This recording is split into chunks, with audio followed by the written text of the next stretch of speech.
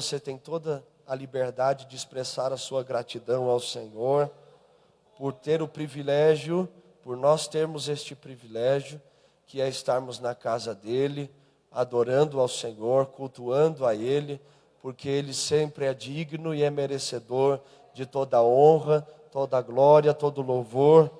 E é por isso que nós nos reunimos aqui, não é verdade? É por isso que nós estamos aqui, por causa do Senhor, porque Ele é bom e grande é a sua fidelidade. Atos capítulo 2, versículo 42. Diz assim a palavra do Senhor: e perseveravam na doutrina dos apóstolos, na comunhão e no partir do pão e nas orações. E em toda a alma havia temor, e muitas maravilhas e sinais se faziam pelos apóstolos. E todos os que criam estavam juntos e tinham tudo em comum. E vendiam as suas propriedades e fazendas e repartiam com todos, segundo cada um havia de necessário. E perseverando unânimes todos os dias, aonde? Diga comigo, no templo. E partindo o pão em casa, comiam juntos com alegria e singeleza de coração, louvando a Deus e caindo na graça de todo o povo. E todos os dias acrescentava o Senhor à igreja aqueles que se haviam de salvar. Amém?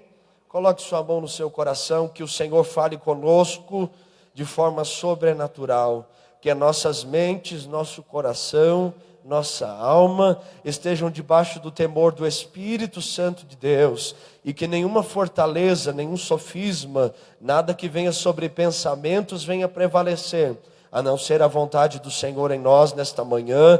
Por isso nós nos reunimos aqui e subjugamos nosso entendimento na vontade do Senhor, para que somente a vontade do Senhor seja feita e não a nossa. E quem concorda diga amém e tome assento louvando ao Senhor. Amém. Louvado seja o nosso Senhor Jesus. Nessa manhã nós vamos meditar um pouquinho na lição de número 8, que tem como tema palavras que descrevem os membros da igreja. Quem que é a igreja do Senhor aqui? Glória a Deus, nós somos a igreja do Senhor Jesus, e por isso nos reunimos sempre na presença deste Deus, com alegria, com gratidão na nossa alma. Por que que nós somos a igreja? Porque nós somos merecedores? É ou não é? Não é porque nós somos merecedores, mas é porque Deus nos amou tanto, que Ele entregou o Seu Filho na cruz, para morrer por nós, para nos redimir, nos remir, para perdoar os nossos pecados, pagar uma dívida que é nossa, para que hoje nós tivéssemos o privilégio de estar na sua casa, ouvindo sua palavra, glorificarmos o seu nome e abrirmos o nosso coração para que as palavras dele não sejam mais somente dele, mas venham dele para dentro de nós, para que sejam também nossas. Por que que nós somos a igreja? Porque Jesus nos comprou por um bom preço, porque Jesus verteu o seu sangue na cruz do Calvário, e hoje nós não temos mais que recorrer a sacrifícios, a oferendas de animais. Não precisamos mais sacrificar nada no sentido físico, no sentido humano de animal, para que nós possamos ter os nossos pecados perdoados, porque Cristo Jesus foi o sacrifício perfeito. Ele foi o homem perfeito, que Ele se entregou por nós. Ele mesmo entregou a sua vida por amor de nós, entregou a sua vida por amor à sua igreja, entregou a sua vida não somente por aqueles que o reconhecem, mas Ele amou o mundo inteiro, ou seja, todas as criaturas da terra. E por isso nós temos essa honra, este privilégio de não mais estarmos separados de Deus, mas agora sermos de fato esta igreja que foi comprada e temos o livre acesso para estarmos no trono da graça do nosso Senhor Jesus. Aleluia! E glória a Deus por isso. O versículo-chave é o versículo de Atos, capítulo 2, versículo 47, que diz assim: louvando a Deus e contando com a simpatia de todo o povo. O alvo dessa lição é aprender mais 5 palavras que descrevem a natureza e o significado de sermos um membro da igreja. Na lição de número 7, nós falamos sobre algumas palavras que descrevem os membros da igreja. Quais foram? Nós falamos sobre os cristãos, os irmãos, os crentes e fiéis, falamos sobre os peregrinos e falamos sobre os servos. E hoje nós vamos ver mais algumas palavras que se arremetem ao caráter daqueles que servem a Jesus. E eu tenho certeza que Deus vai falar conosco, vai ministrar nos nossos corações. Por isso vamos estar todos atentos, vamos prestar atenção na palavra, porque eu tenho certeza que Deus quer falar conosco nessa manhã. O aluno, após essa lição, será capaz de refletir sobre o significado de 5 palavras que descrevem os membros da igreja: discípulos, santos, eleitos, sacerdote e os do caminho. Também será capaz de sentir a necessidade de dar bom testemunho como eleitos do Senhor. E será capaz de viver de acordo com as palavras que descrevem um membro da igreja. Nós temos comentado ao longo dessa revista, que tem como tema Edificarei a minha igreja. Nós estamos falando sobre o que é a igreja, qual é a natureza desta igreja, o que é ser parte desta igreja. E nós temos enfatizado muito ao longo destas lições a respeito daquilo que é o caráter daquele que diz estar na igreja. Qual é o caráter daquele que diz estar no corpo? E nós temos percebido ao longo dessas lições que há uma importância muito grande, de nós termos uma vida de testemunho, primeiro diante de Deus e depois diante das pessoas. É muito importante nós entendermos que, como fizemos parte desta igreja, esta igreja que custou o sangue de Jesus na cruz, é muito importante nós entendermos que nós não podemos somente falar que nós somos cristãos. Nós não podemos somente achar que nós somos cristãos. Nós não podemos apenas dizer para as pessoas que Jesus nos salvou, nos libertou, nos curou, nos renovou, tirou o peso, nos curou de depressões, de ansiedades, de muitas coisas. Não. Elas têm que olharem para nós e verem a ação do Espírito Santo em nós. As pessoas devem olhar para a igreja e perceberem que o caráter dos membros da igreja são diferentes. É um caráter que reflete a alegria e a paz que só o céu pode dar. Um caráter que revele a palavra de Deus. Se não me engano, foi Dwight Lyman Moody que escreveu uma frase e ele foi muito feliz na sua colocação. Ele diz: 1% das pessoas lerá a Bíblia. 99% delas lerão o cristão. Ou seja, 1% das pessoas vão procurar conhecer o Senhor através da palavra. Mas a maioria, 99% das pessoas, vão procurar conhecer o Senhor através dos testemunhos daqueles que se dizem fiéis. Vocês estão comigo nessa manhã? Aleluia. Dê glória aí, não dorme não, viu? Fica esperto, aleluia. Então, nós percebemos que ao longo da caminhada da fé, e principalmente durante o período do século 21 que nós estamos inseridos, a igreja ela tem sofrido uma deficiência muito grande. Não uma deficiência a respeito do poder, porque nós vemos muitos vídeos, ouvimos muitos testemunhos de pessoas que são curadas, pessoas que são libertas, pessoas que são restauradas por Deus. Lembrando, claro, que nós não podemos excluir isso da vida da igreja, porque o poder de Deus faz parte da vida daqueles que buscam a Deus. Mas, por enfatizarmos tanto o poder, por enfatizarmos tanto revelações, nós esquecemos que a maior revelação na vida de um cristão, da sua vida, é esse cristão se colocar debaixo da palavra e ter a palavra revelada no seu coração e assim revelando esta palavra aos demais. Vocês estão me ouvindo? E o erro dos nossos irmãos que vieram e vivendo o cristianismo ao decorrer do tempo é esse: enfatizar mais o exterior do que o interior. priorizar mais a aparência do que o caráter. Porque não adianta eu estar vestido bem aqui e falar bonito.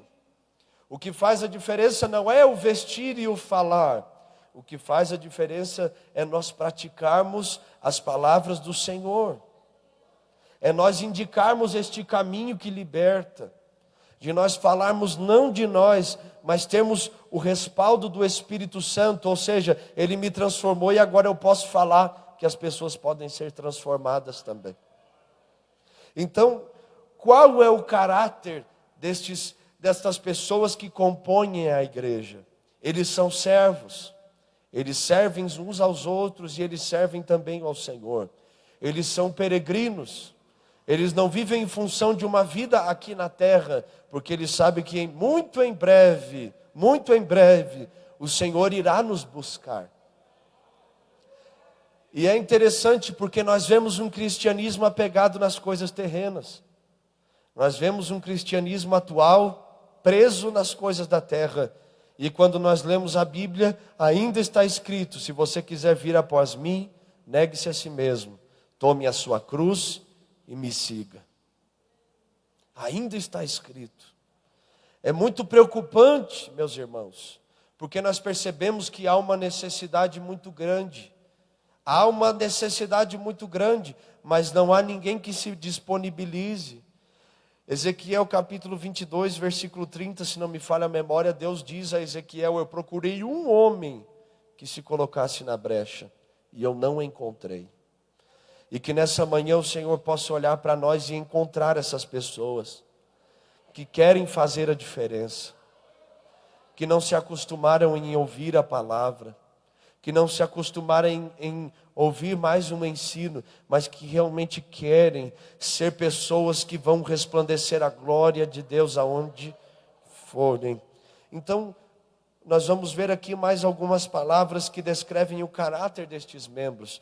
E a primeira delas é uma palavra que arremete a algo muito importante, que é a palavra discípulo. Discípulo. E a pergunta que fica já de início para nós meditarmos é: você é um verdadeiro discípulo do Senhor? Você é um verdadeiro discípulo do Senhor? Será que eu sou um verdadeiro discípulo do Senhor?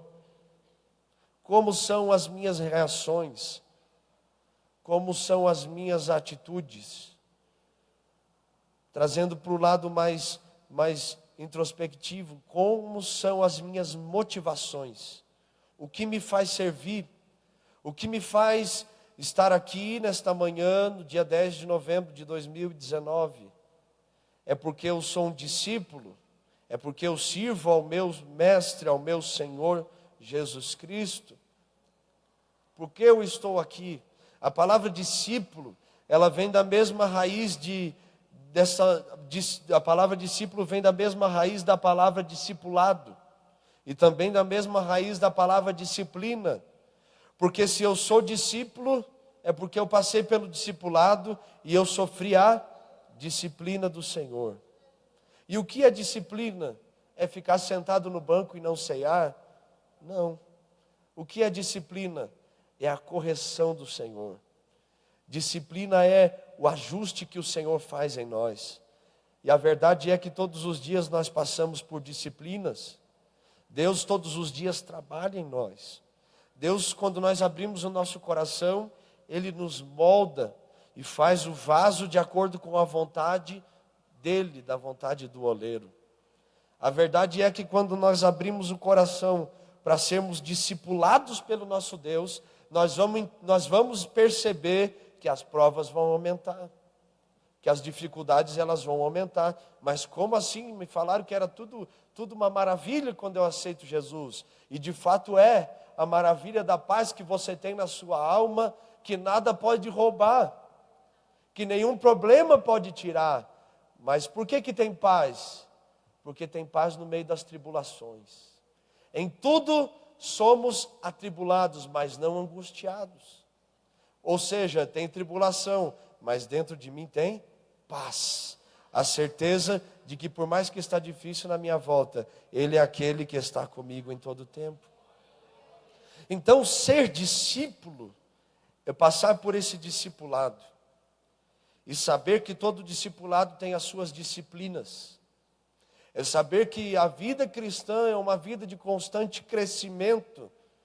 E há quem diga que a vida cristã é como o pão, quanto mais bate, mais cresce.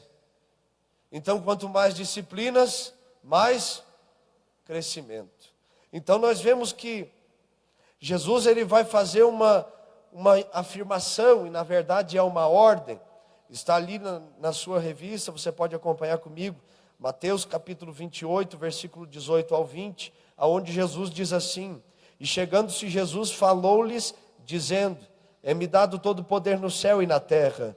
Portanto, ide, fazei discípulos de todas as nações, batizando-os em nome do Pai, do Filho e do Espírito Santo, e ensinando a guardar todas as minhas palavras. O termo discípulo vem de uma palavra no grego usada para alguém que está aprendendo, um aluno. E eu te pergunto e pergunto para mim também nessa manhã: de quem nós temos aprendido? De quem nós temos aprendido? Porque se a palavra discípulo revela o caráter daquele que faz parte da igreja, se ela revela, é porque ela demonstra e traz para fora aquilo que está dentro de nós. Quando alguém olha para nós e diz assim: essa pessoa é um discípulo, ela é um verdadeiro discípulo de Jesus, é porque aquela pessoa vive como Jesus. Eu sempre ouvi muito ao longo da minha vida, principalmente quando eu era mais novo e fui crescendo, e eu quero parar de crescer em nome de Jesus, né? Que a minha mãe sempre me falou muito disso: você não conviveu muito com seu pai, mas você é muito parecido com ele. O jeito, a forma de se expressar. Por quê? Porque eu sou filho do meu pai. E é da mesma forma quando eu sou discípulo. Quando as pessoas olham para nós, elas sabem que nós somos discípulos, porque é a nossa maneira de falar, a nossa maneira de nos expressarmos, ela nos denuncia. Foi o que falaram para Pedro, quando Pedro estava seguindo Jesus de longe, porque havia cortado a orelha do soldado romano que se chamava Malco, e agora eles prenderam Jesus e Pedro estava de longe. E aí chegaram para ele e falaram assim: você é um deles. E ele: não sou não. E ele saiu e depois se aproximou uma serva que acendeu uma fogueira, e a Bíblia diz assim, ela disse para Pedro: você é um deles, a sua fala te denuncia. Ou seja, você fala como aqueles que andam com Jesus, você se expressa como aqueles que andam com Jesus. Então, de quem nós temos aprendido? Porque Jesus, ele fala na sua palavra em Mateus capítulo 11, ali a seguir do versículo 28, quando ele diz: vinde a mim, todos vós que estáis cansados e sobrecarregados, e eu vos aliviarei. E ele diz algo interessante: aprendei de mim, que sou manso e humilde de coração, e aí vocês encontrarão paz na vossa alma. Aprendei de quem? De quem? De Jesus. E a pergunta que fica na minha alma é: se eu não estou vivendo como a palavra de Deus, como um discípulo de Cristo, de quem eu tenho aprendido? De quem eu tenho aprendido? Em quem eu tenho me espelhado? Nós vivemos uma época que as pessoas se espelham em jogadores de futebol, se espelham em pessoas que exercem influência na sociedade. Só que essas pessoas dificilmente vão transformar o nosso caráter. Essas pessoas dificilmente vão nos levar ao céu. Só tem um que transforma o caráter e que pode levar ao céu, é Jesus Cristo. Por isso ele diz: aprendei de mim. Aprendei de mim. Se você é discípulo, é porque você tem aprendido de Jesus. Um exemplo muito interessante é o de Marta e Maria. Porque Marta estava em casa, atarefada com muitas coisas, mas Maria escolheu a melhor parte, ela estava aos pés de Jesus. O verdadeiro discípulo é aquele que não se ocupa com tantas coisas, porque sabe que estar aos pés é o que vai fazer com que ele entenda o propósito de Jesus para que ele faça as coisas certas. O verdadeiro discípulo é aquele que quando Jesus está na casa, ele deixa tudo que está fazendo e ele vai para os pés de Jesus. O verdadeiro discípulo é aquele que não se distrai com nada, a não ser servir ao seu Jesus. O que é o discipulado? Discipulado é você seguir os passos de alguém, aprender com uma pessoa. O discipulado é você ser formado por alguém.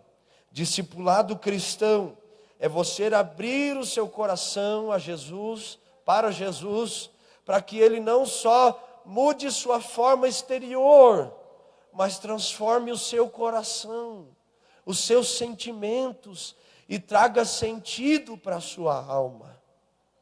O que é o discipulado? Discipulado é você não entregar 50% para Jesus.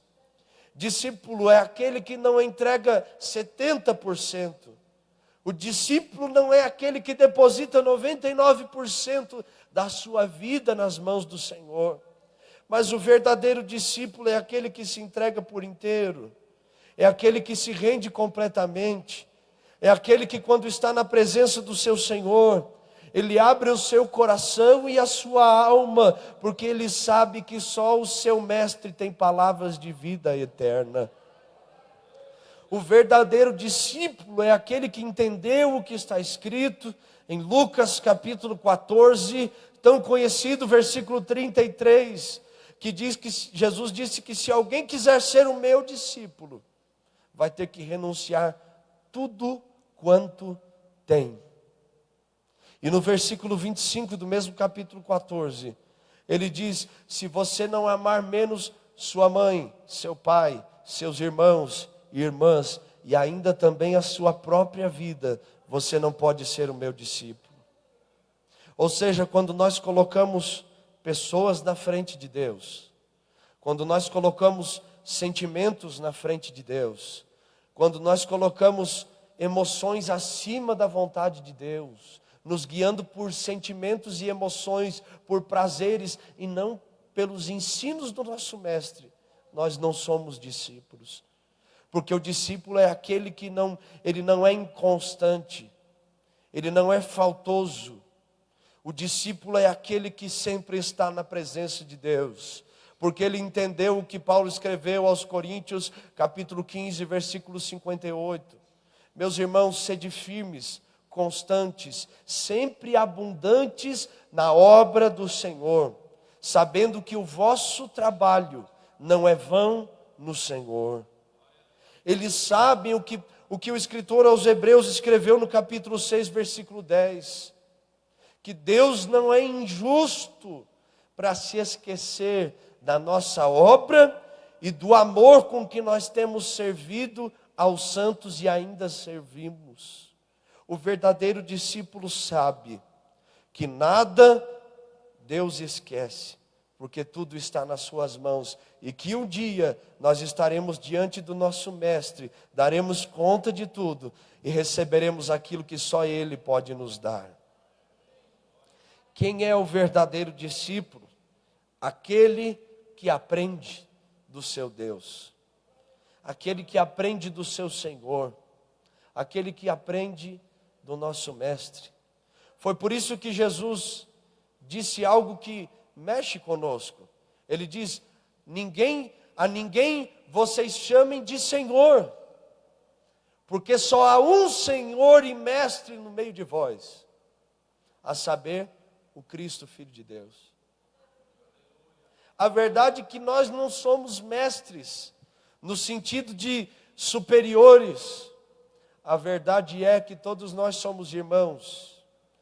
Mas tem as hierarquias, mas as hierarquias é uma ordem bíblica para organização, para sustentação, para que cada um desenvolva um papel e cumpra o ministério que Deus entregou a cada um de forma individual e específica. Mas a verdade é que todos nós temos um só Senhor.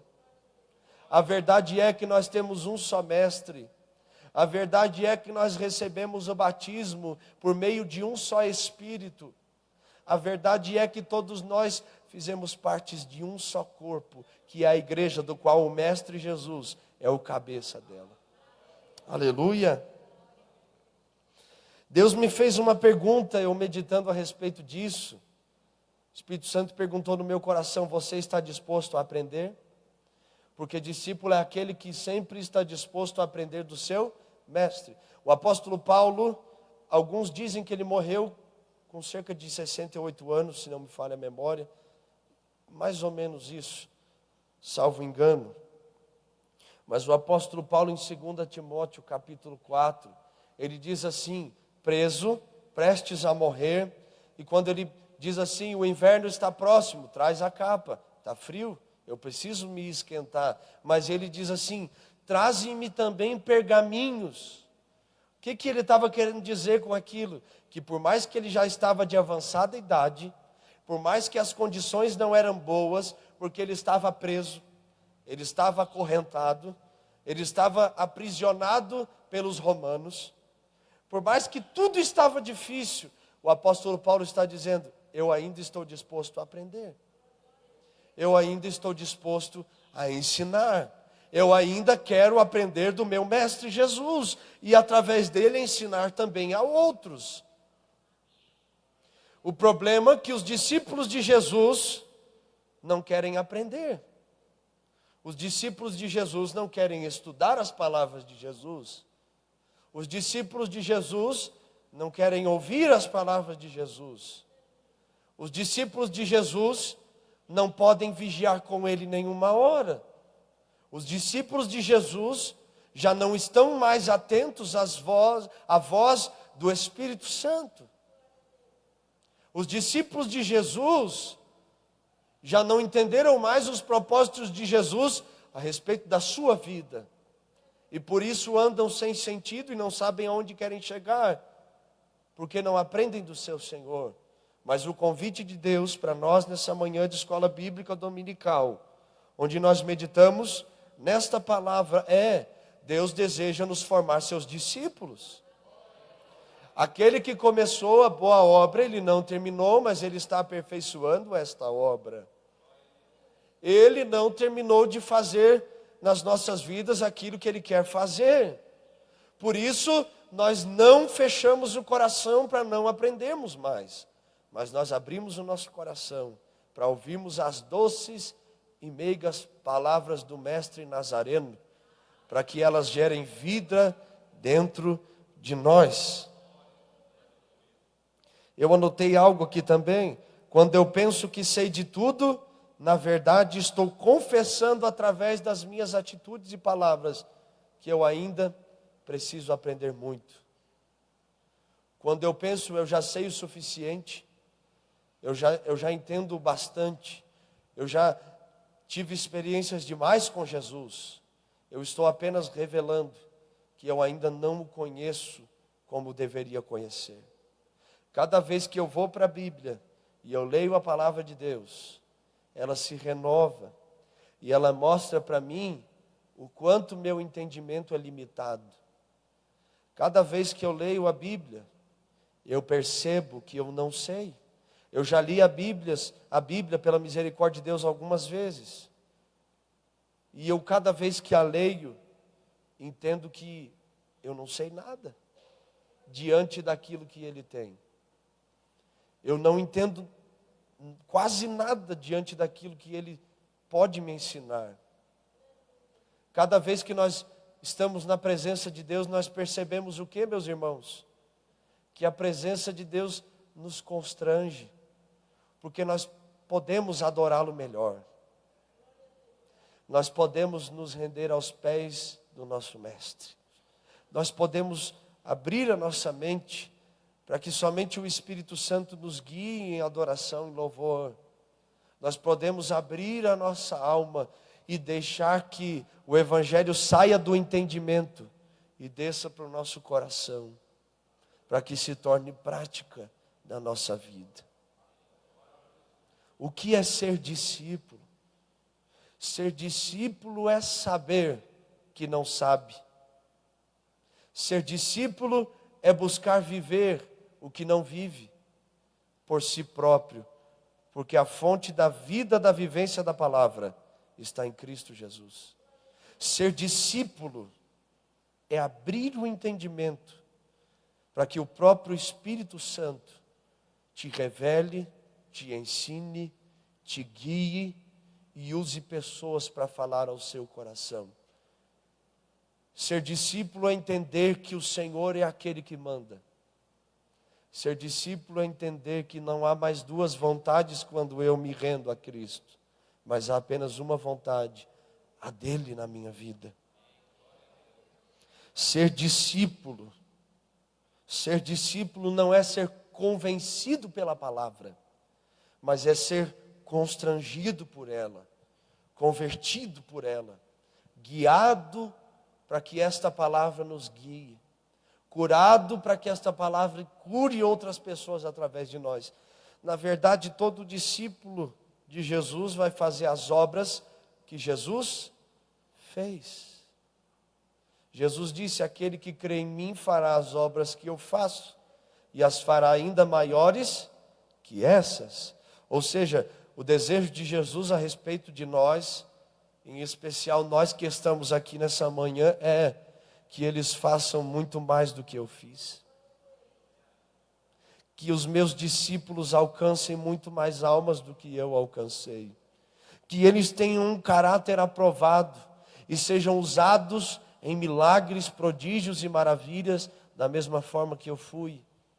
Que os meus discípulos entendam que se a minha comida era fazer a vontade daquele que me enviou, a comida deles também é fazer a vontade do mestre deles.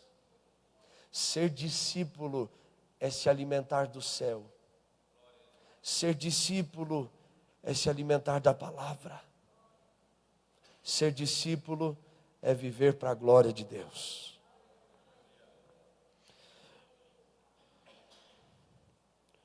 Aqueles que produzem muito fruto são autênticos discípulos de Jesus. Os que buscam cumprir a mensagem contida em João, capítulo 14, versículo 12. A saber, os que creem no Senhor. Os que creem. Aqueles que produzem muito fruto. Que fruto é esse? Fala da evidência de um caráter de discípulo. Fala de um caráter de acordo com o caráter de Jesus. Fala de uma vida de acordo com a vida de Cristo em mim. Fala daqueles que por onde passam deixam a marca da verdadeira palavra que transforma. Se hoje você morresse, Deus me livre, irmão Marcelo, mas se hoje você morresse, como você seria lembrado? Que marca você deixaria? Quem aqui veio de outra cidade, outro lugar? Levante a mão. Bastante gente. Mas você já percebeu que quando você saiu de lá e o tempo passou, talvez isso aconteceu, alguém te ligou e disse: sinto sua falta, você fazia diferença aqui. Quem já passou por isso? Sinto sua falta. A gente fazia isso, fazia aquilo. Será que quando nós morrermos ou sermos arrebatados com o nosso Senhor, e eu creio nisso, será que quando nós deixarmos a vida terrena, nós vamos deixar alguma marca de discípulo na vida das pessoas? Como será sua família após a sua partida? Mas que terrível essa colocação, irmão. Mas é para você meditar, para você pensar. Tem gente que só funciona quando se fala o nome morte. Aí ela acorda, ela presta atenção.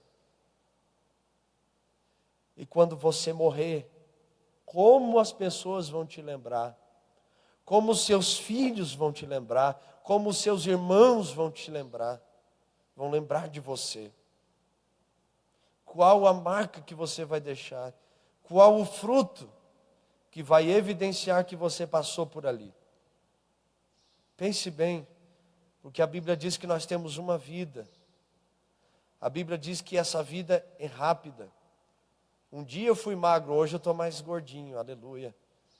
Mas todos nós fomos crianças.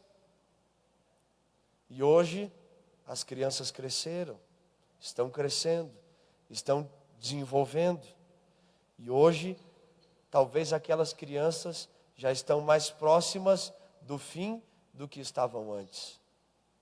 Cada dia nós não vivemos um dia a mais, nós estamos vivendo um dia a menos, porque estamos nos aproximando do fim. Vocês estão entendendo? Aleluia? Está assustado? Graças a Deus. Aleluia. Então, você crê no Senhor Jesus de todo o seu coração, ou você só simpatiza da fé cristã? Porque você acha que o padrão moral é um padrão agradável. Você crê de fato em Jesus como seu Senhor e Salvador, ou você apenas gosta da fé cristã? Porque o verdadeiro discípulo crê de todo o coração. E o crer aqui implica naquele que crê e pratica. Nós já falamos muito, Tiago capítulo 1, versículo 22, onde Deus nos dá uma ordem: não sede somente ouvintes da palavra, mas sede também praticantes dela. Crer, quando eu creio, eu pratico. Quando eu creio, eu vivo.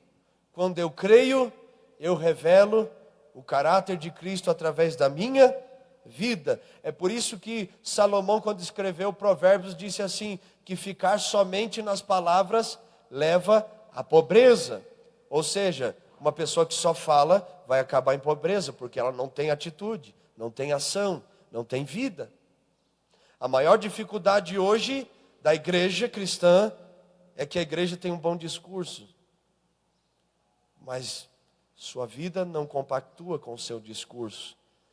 E Deus nos chamou como igreja para quebrarmos isso. Eu achei que eu ia ouvir um glória assim, abençoado.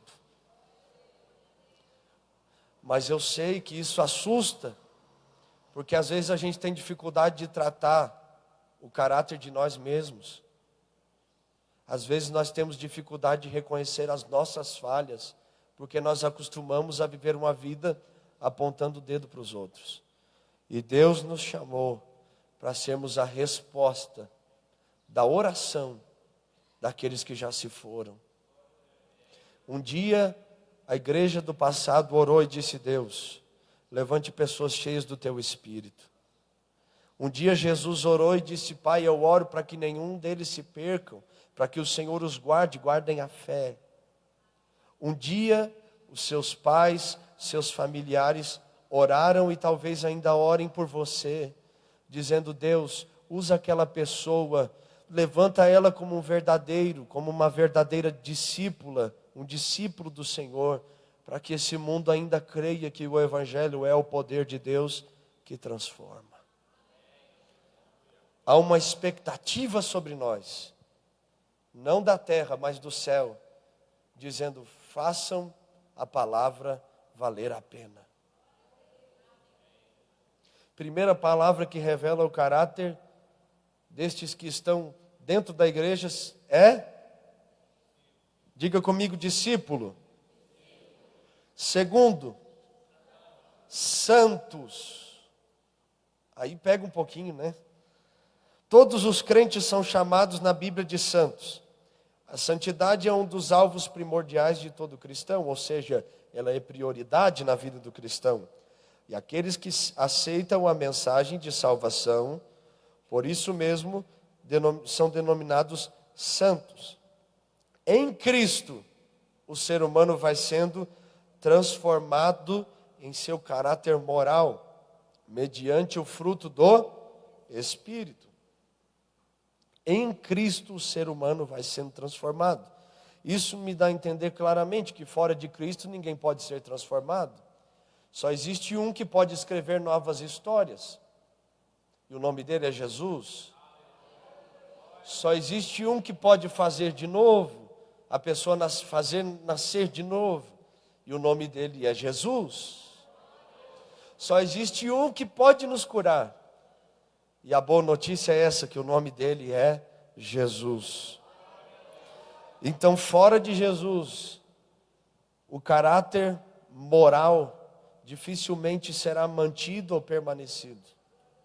Fora de Cristo, não posso afirmar que é impossível, porque nós sabemos que o que determina a moral são as leis, e as leis vêm da palavra de Deus.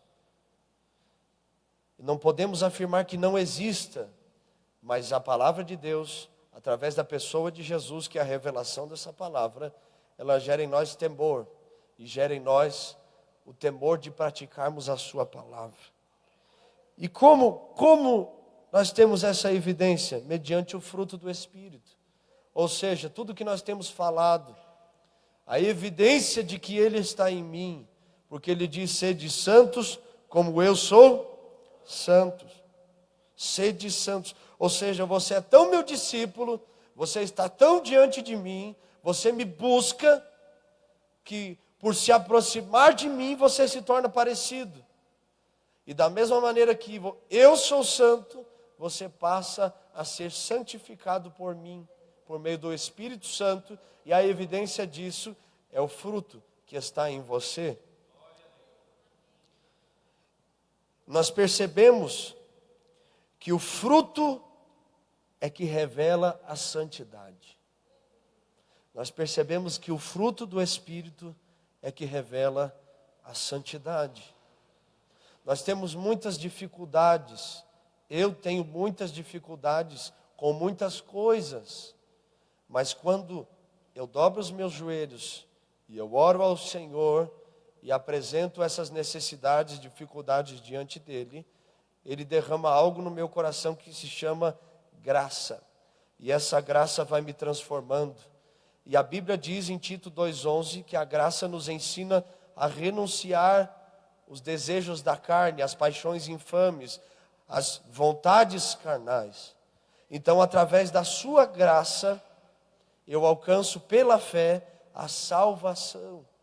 Através da sua graça, quando eu estou diante dele, ele me ajuda a fazer aquilo que eu não poderia fazer. Ele me ajuda a abrir mão daquilo que eu não poderia abrir mão. Ele me ensina a viver uma vida de santidade, separado do mundo, separado do pecado, em busca do céu, em busca de estar com Ele, em busca de viver para Ele. Então, eu não posso, mas quando eu dobro os meus joelhos, eu tenho a certeza de que o poder de Deus se aperfeiçoa na minha fraqueza, porque a graça vem e nos leva a sermos aquilo que nunca poderíamos ser. Prova disso é quantos de nós nunca colocaríamos o pé numa igreja evangélica. Prova disso que nós muitas vezes falamos como pessoas no geral, que nunca conseguiríamos deixar aquele vício para trás, nunca conseguiríamos abrir mão de determinadas coisas, mas a presença, a graça de Deus foi tão grande que nós nos separamos daquilo, e hoje podemos dizer que graças a Deus nós somos santos, separados da vontade do homem, vivendo pela vontade de Deus. O nome de Deus é santo. E os que confiam em Cristo, ungido de Deus, compartilham agora também no futuro de sua perfeita santidade, mediante a regeneração de aspectos de sua natureza. Ou seja, pelo sangue de Cristo, o novo nascimento é acessível a mim. E por causa do novo nascimento eu posso estar na eternidade com Cristo Jesus. Nas páginas do Novo Testamento, a palavra santo é aplicada aos crentes em 3 sentidos, a saber, primeiro, como membros de uma comunidade visível e local, ou seja, eles congregam, eles entram no templo, eles cultuam a Deus, eles levantam as mãos, eles têm gratidão na sua alma, porque eles sabem que eles fazem parte da igreja que foi chamada para ser santa, e eles também foram chamados para ser santos. Segundo, como membros da comunidade espiritual, Ou seja, por mais que eles vivam no corpo dessa carne, na vida que nós vivemos aqui na terra, eles sabem que isso não é o fim, mas é apenas o começo de alguma coisa. E que um dia todos nós, como seres espirituais, estaremos eternamente com Cristo em glória.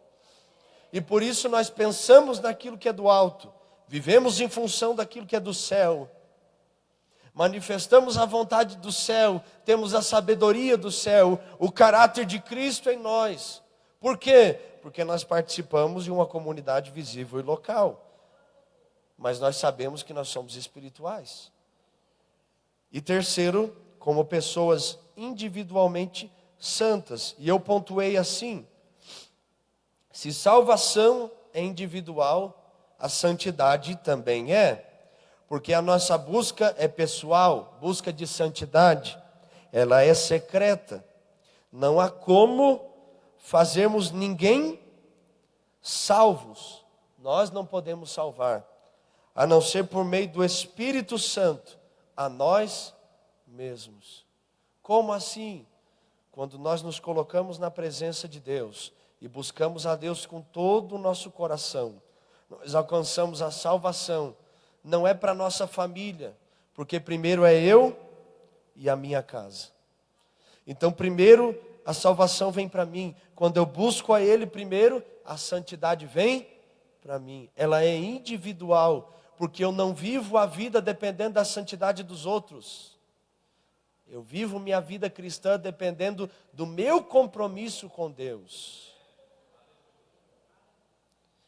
A vida cristã depende da minha vida com Deus, do meu compromisso que eu tenho com Ele, e não do testemunho dos outros. Se ninguém quiser ser santo, eu devo ser, porque eu sei que Ele me chamou para a santidade.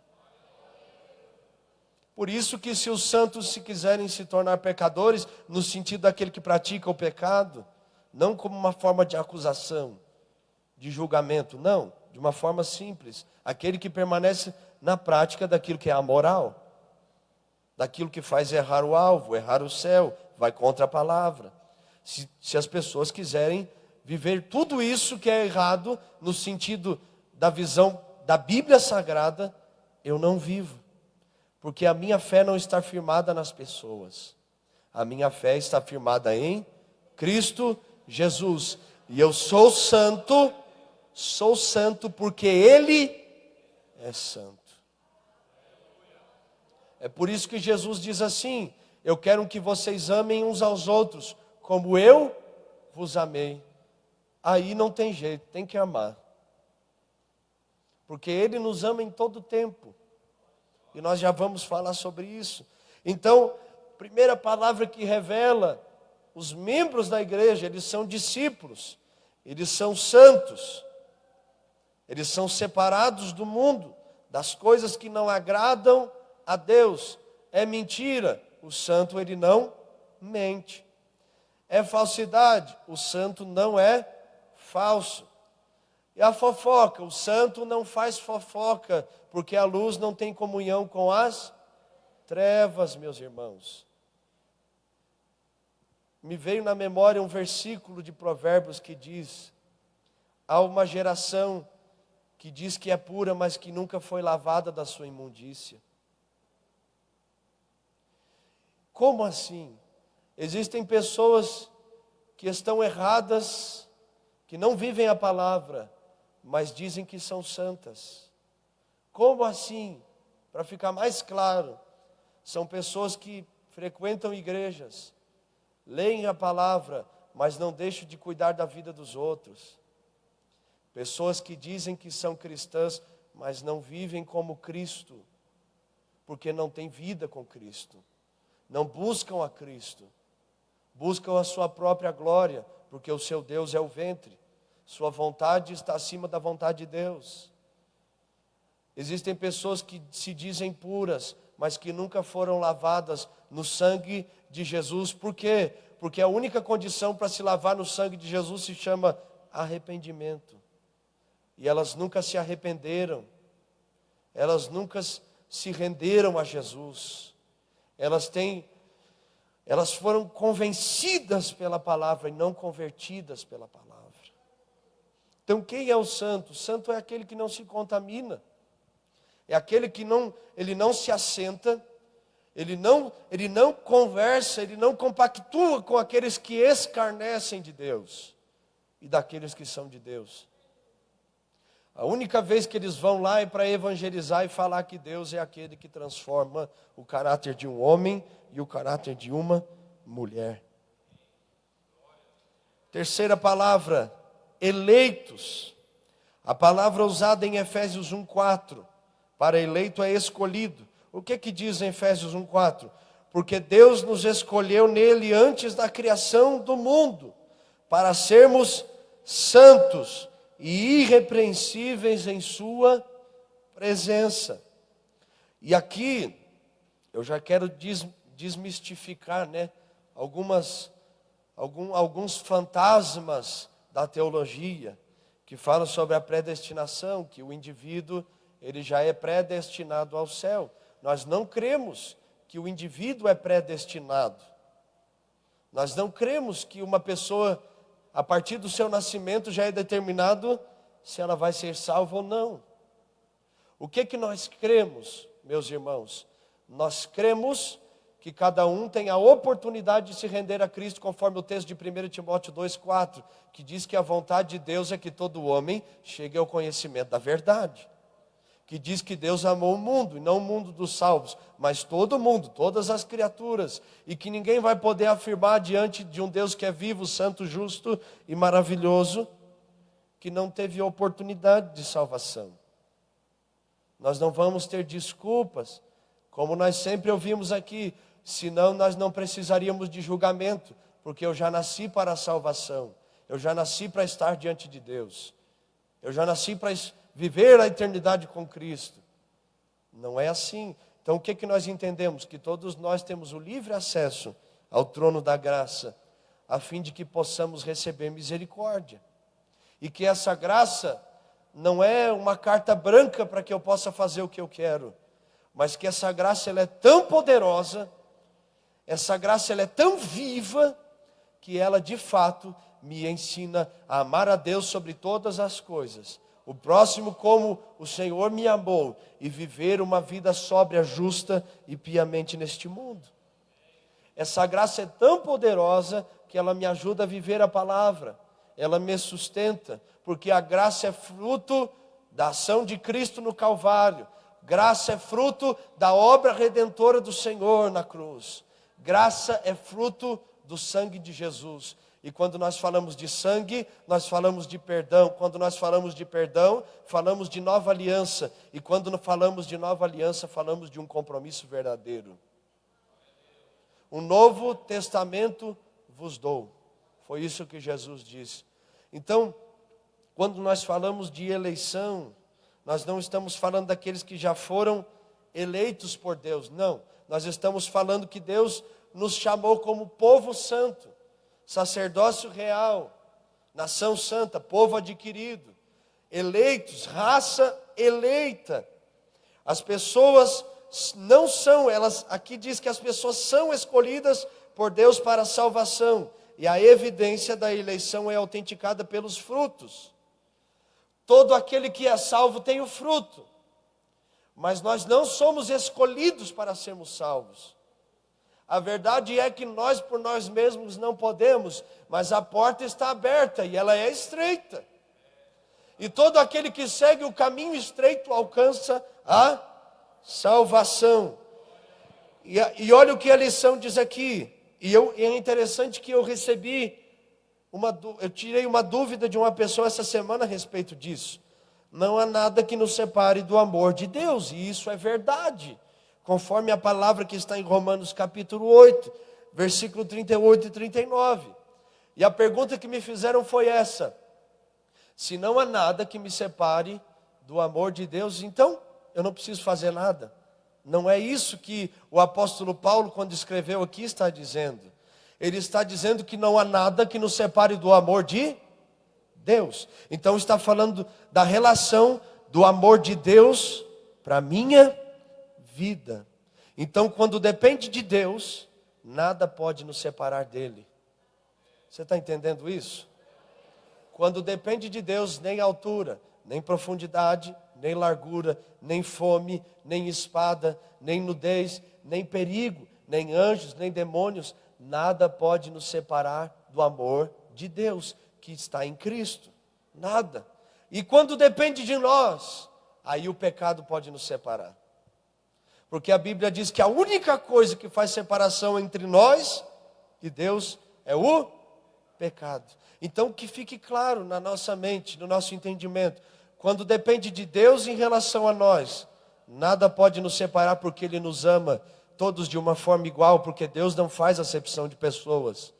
Uns são salvos, outros não. Uns são melhores, outros são piores. Deus, Ele não é assim. Ele é justo. Ele é justo. Ele é justo. Mas quando depende de nós em relação a Ele, o pecado bate à porta. E que nós vigiemos em todo tempo, para que não caiamos nas tentações. Ficou claro isso? Pode falar, pastor.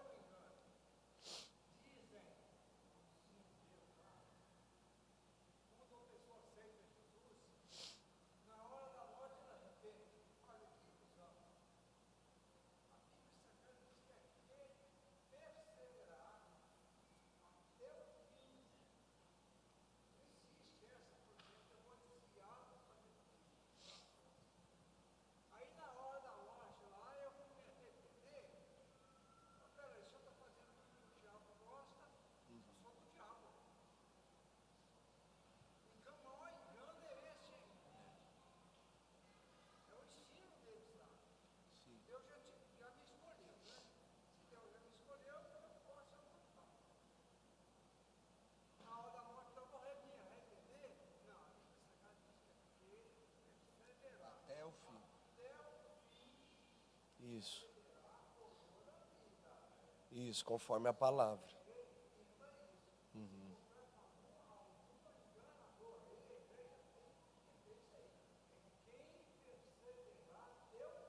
Até o fim. A forma bem clara para a gente entender essa questão de predestinação é simples.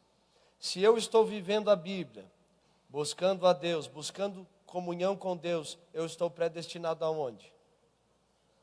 Ao céu, não é? Eu não estou buscando, eu não estou ali na presença de Deus, adorando a Ele, buscando a Ele, reconhecendo que Ele é o Salvador e Senhor, não só uma vez, mas todos os dias da minha vida. Então, é muito provável que eu vá ao céu, não é?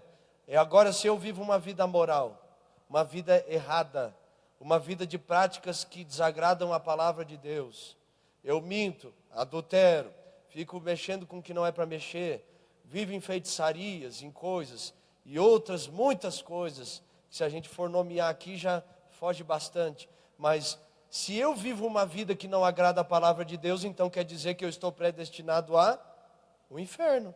Pronto, é muito simples. Às vezes o problema é que a gente complica demais, né, pastor Raimundo? As pessoas complicam demais, mas o caminho continua sendo estreito. E a porta também, viu? Tem até um hino que diz: se o caminho é estreito, a porta é também. Aleluia. Olha a pergunta que eu vou fazer para nós. Ficou claro, irmãos? Claro? Tudo certo?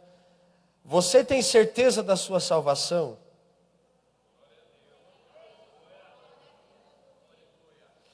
Crê de todo o coração que foi lavado pelo sangue de Cristo e regenerado pelo Espírito Santo? E como eu vou saber isso? Você se sente plenamente amado por Deus, perdoado por Ele, e descansa na certeza de que nada pode separá-lo do amor de Cristo? Se você crê em Deus, você está descansando em Deus. Se você crê em Deus, você sabe que você é amado por Deus.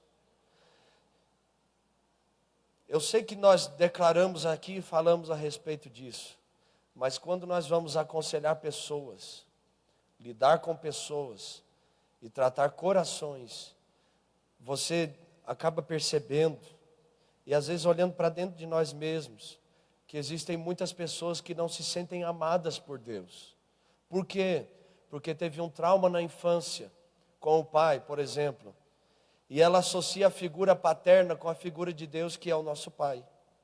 E ela não consegue entender que Deus é pai e ama.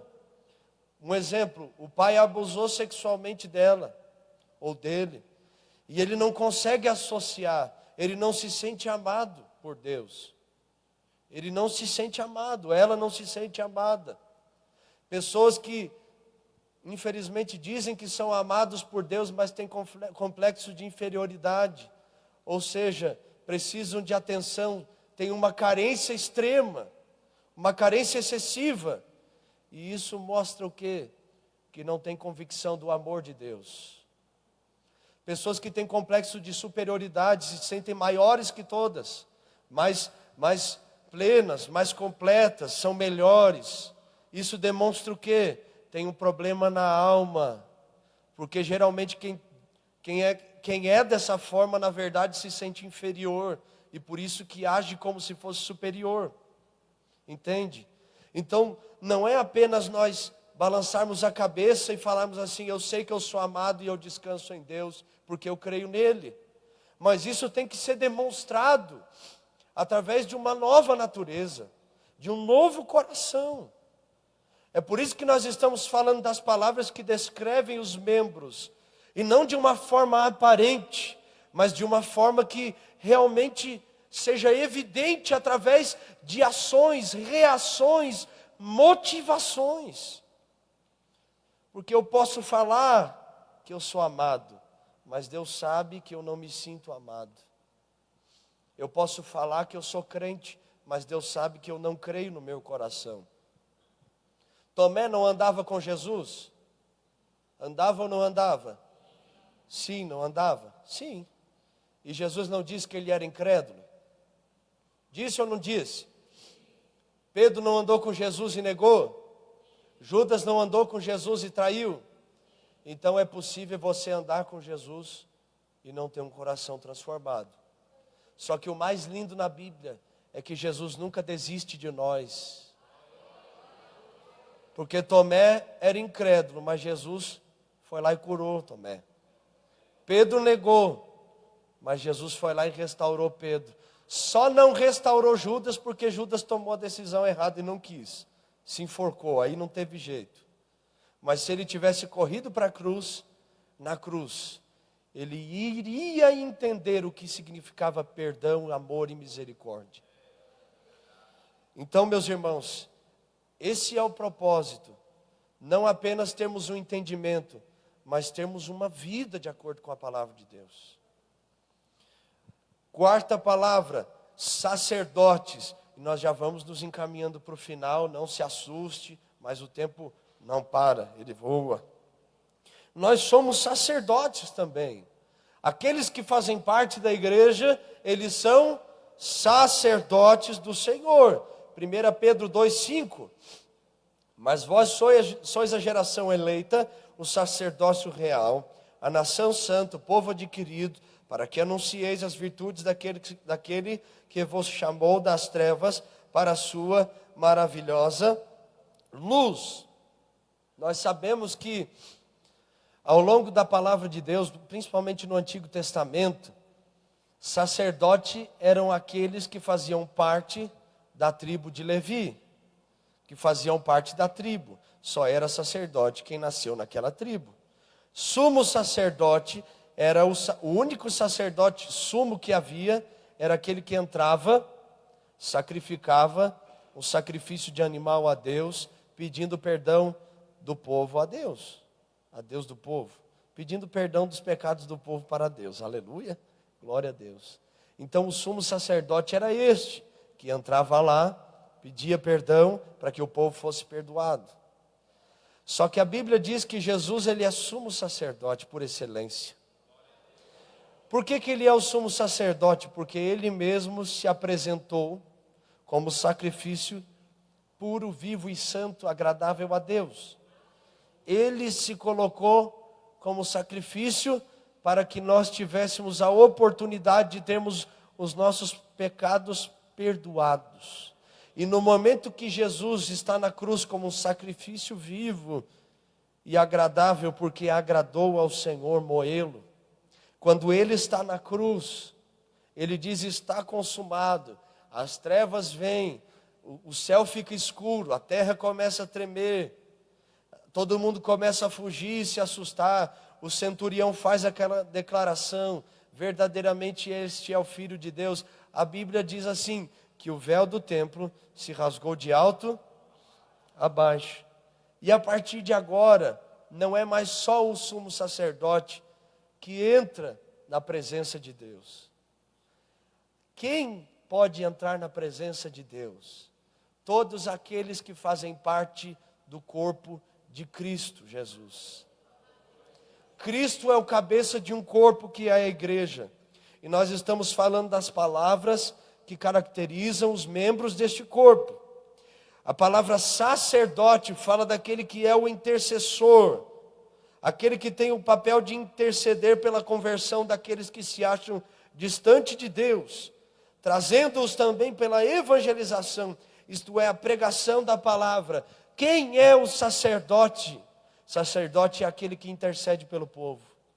Sacerdote é aquele que vai até a presença de Deus e apresenta a necessidade dos demais. Não há mais restrição, não há mais desculpa, nós temos um acesso que é livre, aleluia. Quem é o sacerdote? Aquele que não tem medo de pregar a palavra de Deus. Um sacerdote fez a diferença na história de uma nação. E quem foi? Samuel. Ele era um sacerdote. E ele levou uma nação a converter-se ao Senhor. Que dirá nós que por meio de Cristo Jesus temos o sacerdócio real disponível para nós. Homem, mulher, você é sacerdote de Deus. Deus não faz distinção de sexo, de gênero. Você ministra diante de Deus, você pode orar, você pode buscar, você pode apresentar outras pessoas diante de Deus. Mas o mais principal é apresentar a sua vida diante do Senhor. Aleluia, aleluia. E a quinta palavra, que descrevem os membros da igreja, vocês estão entendendo? Estão gostando? Se não tiver, pode falar também, aleluia, glória a Deus. A última palavra que descreve aqueles que são membros da igreja, para mim, essa é a palavra que mexe mais fundo. Por quê? Porque fala daqueles que são os do caminho. Como assim os do caminho? É uma palavra que foi usada 6 vezes no livro de Atos dos Apóstolos. O termo caminho era empregado para se referir ao cristianismo como a estrada de Deus. Porque Jesus afirma o quê? Eu sou o caminho. Então aqueles que seguem a Cristo, eles são os do caminho, porque eles afirmam que são dirigidos, eles afirmam que são guiados, eles afirmam que eles seguem o caminho da verdade, e é por isso que eles são chamados os do caminho. E a pergunta que fica para minha alma e para a sua nessa manhã: que caminho você tem seguido? Porque você só pode fazer parte daqueles que são do caminho se você seguir o verdadeiro caminho. Uma vez eu estava pregando,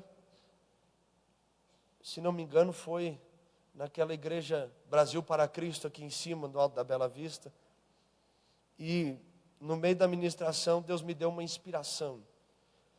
E eu falei assim, que aquele que é o caminho, uma vez que eu me entrego diante dele, ele é o caminho que vai diante de mim, construindo um caminho para que eu possa andar de acordo com a sua vontade. E isso é uma verdade, porque quando nós estamos sem Jesus, nós não temos uma direção, nós não sabemos aonde nós vamos. Mas quando nós entramos na presença do Senhor Jesus, Ele vai nos mostrando o caminho que temos que seguir. E Ele está indo diante de nós, não construindo uma passarela, uma ponte, não, mas nos levando à estrada da salvação. E quem é essa estrada? É Ele mesmo. por isso que Ele vai adiante de nós construindo um caminho para que nós possamos andar em segurança, para que nós possamos andar com firmes pisadas, firmes passos, não nos desviando no caminho da impiedade ou seguindo a vaidade das tentações, cedendo aos princípios da carne do mundo, de uma natureza pecaminosa e caída, mas sim andando de acordo com a vontade daquele que nos chamou das trevas para a sua maravilhosa luz. Vou perguntar algo para nós, mais uma perguntinha, porque a dúvida, no sentido do aspecto de questionamento que nós estamos aplicando aqui, ela faz a gente pensar. E eu gosto de trabalhar o ensino com essa ferramenta, porque senão você se acostuma ouvindo, e nunca olha para dentro de si e trabalha a dúvida. O que eu preciso melhorar? O que eu posso fazer a partir de hoje? Por que eu tenho que aprender isso?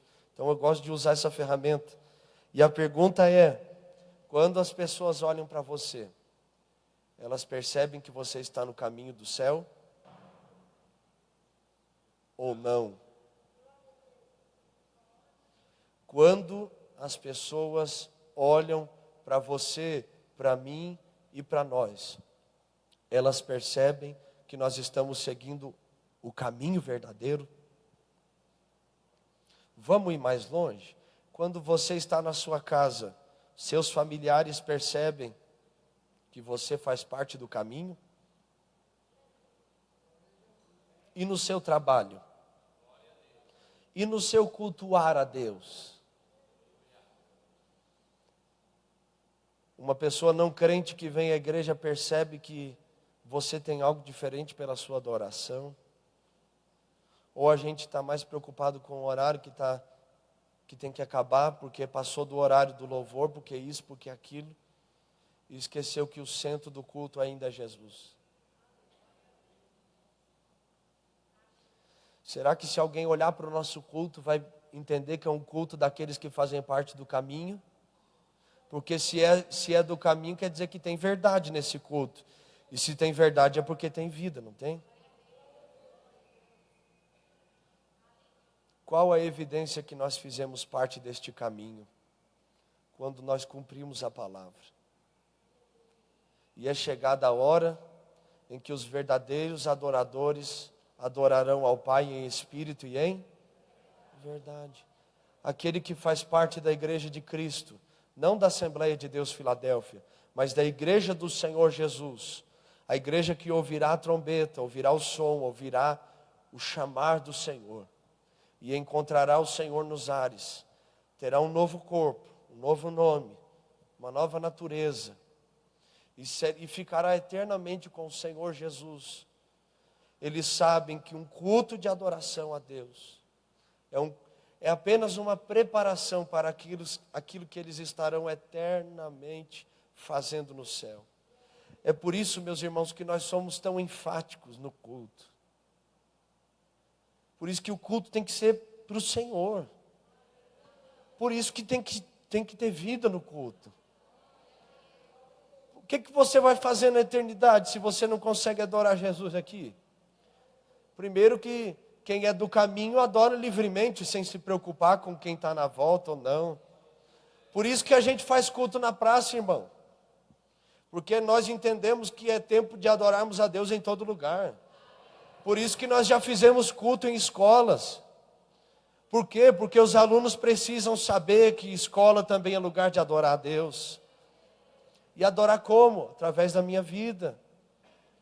As pessoas têm que olhar para nós e saber que ali vão aqueles que seguem o caminho da verdade. Eles não se conformam em viver uma vida normal, eles seguem o caminho. No lugar de odiar, eles amam. No lugar de se vingar, eles dão a outra face. No lugar de ferir, eles curam. Em vez de guardar mágoas, eles perdoam. Em vez de receber, eles dão, porque eles sabem que é melhor dar do que receber. Quem são estes que fazem parte da igreja? Eles são os verdadeiros discípulos. Eles são os verdadeiros santos, os verdadeiros eleitos, os verdadeiros sacerdotes e os verdadeiros do caminho. Porque eles não seguem uma doutrina de homem, eles não seguem uma filosofia, eles não seguem uma religião, mas eles seguem a própria palavra de Cristo Jesus. E eu concluo dizendo que tudo fará sentido na nossa vida. Se quiser chamar as classes, pode chamar, viu? Eu concluo dizendo que tudo na nossa vida, como cristãos, só fará sentido quando nós formos verdadeiros em tudo que nós fizermos. Se é para servir, eu vou servir com verdade. Não importa quem seja, não importa onde eu esteja ou como seja, eu estou servindo. Lembro de um testemunho de um irmão que estava no aeroporto e ele estava com uma camisa azul, sentado no McDonald's lá em Porto Alegre, terra boa, né? Glória a Deus, né, irmão Clomar? Aleluia. E ele comeu uma tortinha, uns negócios ali, e ele levantou com a bandeja e colocou no balcão. Aí, um outro senhor que estava sentado viu ele de camisa azul no McDonald's. Disse assim, um garçom, né? Seu guri, dá uma limpadinha na minha mesa aqui. Aí diz, pois não, senhor.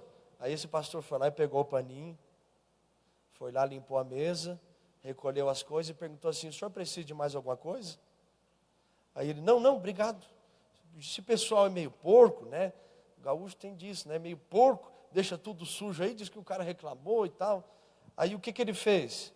Deixou as coisas, colocou no lixo, colocou o paninho que ele tinha limpado no lugar, e ele sentou de novo na mesa, junto com o ministro de louvor da igreja, e continuou a fazer o que estava fazendo. Aí essa pessoa que confundiu ele, olhou para ele e ficou constrangido. Por quê? Porque mesmo ele não sendo um funcionário, ele foi lá e serviu. E aí ele falou, pô, meu irmão, me perdoe aí, me perdoe. Estou contando mais ou menos como é o testemunho, né? Me perdoe aí, te confundi, essa camisa azul também não ajuda, né? O McDonald's azul, confunde tudo. Aí esse pastor falou para ele assim, é um prazer te servir. Meu pai é dono disso tudo aqui. Aí ele, do McDonald's? Não, de toda a terra. E ele me colocou aqui exatamente para isso, para servir você e para falar desse amor que transforma a gente. É isso que as pessoas precisam ver. Sabe qual é a dificuldade? Porque o mundo está olhando para nós e pensando assim, são eles que têm uma palavra diferente, eles que têm um linguajar diferente, eles que têm um caráter transformado, são eles que podem trazer paz no meio de tanta aflição, eles têm algo que nós não temos, eles têm Jesus. Só que eles olham para nós e às vezes eles veem o quê? Porque se as coisas saem do seu controle, você briga, dá piti, faz confusão, faz barraco. Fala barraco aqui? Barraco. Na minha terra, eu nasci na praia, lá a gente diz que é marisqueiro, né? Marisqueiro porque come marisco, gosta de marisco. Marisqueiro lá do interior do Rio Grande com Santa Catarina, diz, mas faz um tendel, né? Faz um vendaval, uma tempestade num copo d'água, por pouca coisa. Nós não fomos chamados de discípulos. Fomos ou não? Não fomos chamados de santos, de eleitos. Não fomos chamados de sacerdote. Não fomos chamados daqueles que são do caminho. Então sejamos com verdade. Sejamos com todo o nosso coração, com toda a nossa alma, para que esse mundo olhe para nós e veja a diferença em nós. Chega de mentira no meio da igreja, chega de corrupção no meio da igreja, chega de falsidade. Ninguém mais tolera essas coisas. Nós somos chamados para vivermos a palavra de Deus. Chega de fofoca no meio da igreja. A morte e a língua estão no poder da língua. A morte e a vida estão no poder da língua. E aquele que a ama comerá do seu fruto. E se você ama a fofoca, você vai acabar indo para o inferno, meu irmão. Converta-se ao Senhor, reconheça, chegue em alguém de confiança, no pastor, na sua liderança, nossa pastora que está aqui, e diga: pastora, ora por mim porque eu sou um baita de um fofoqueiro. Bota a mão na minha cabeça e diz assim: sai fofoca em nome de Jesus. Mas pelo amor de Deus, não permite-se viver uma vida de engano no meio da verdade. Aleluia, amém? Vamos nos colocar de pé e orar ao Senhor. E nós aqui da classe dos adultos, esse é o momento que você vai ser sincero com Deus. Nós vamos ser sinceros, verdadeiros. Senhor, eu sei que eu estou no processo de ser discípulo. Eu sei que eu estou no processo de me tornar santo como o Senhor é. Eu sei que eu estou no processo. Me ajuda a ser como o Senhor é. Nós somos seres humanos em construção. Todos os dias Jesus nos constrói. Mas nós não desistimos. Porque aquele que começou, ele vai terminar a obra. Amém? Vamos orar. Deus falou com você nessa lição. Falou muito ao meu coração.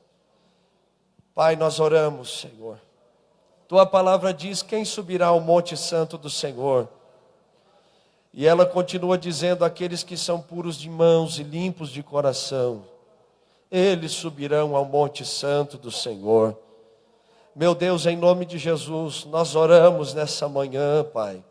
E eu oro juntamente com os meus irmãos, como teus filhos, Senhor, clamando tua misericórdia, pedindo perdão pelos nossos pecados, perdão pelas nossas falhas, pedindo perdão, Senhor, pelas nossas omissões, nossas inconstâncias, pelas vezes que nós não revelamos o caráter de Cristo através das nossas ações, pelas vezes que nós não agimos conforme tua palavra. Pai, eu oro para que o teu sangue seja sobre nós, para que as tuas mãos estejam estendidas sobre nós. Eu oro para que o Senhor nos ajude a sermos como o Senhor é, a termos um caráter aprovado, a sermos luz neste mundo e sal nessa terra. Senhor,